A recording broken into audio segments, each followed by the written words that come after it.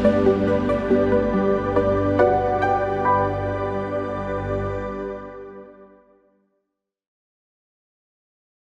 this tutorial, we will show you the step-by-step process of converting keep files to other format using the BitRecover Keep Converter Wizard. To install the BitRecover Keep Converter Wizard, download it from the link in the video description. After installation, simply launch the software. This tool provides users with select file or select folder options. Users can choose either one of the available options. Select the folder containing the keep files you wish to convert, and then click on Select Folder button. Select Saving option allows you to save the file in your desired format for conversion.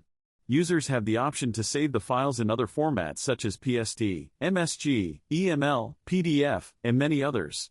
Let's select the PDF option for this tutorial.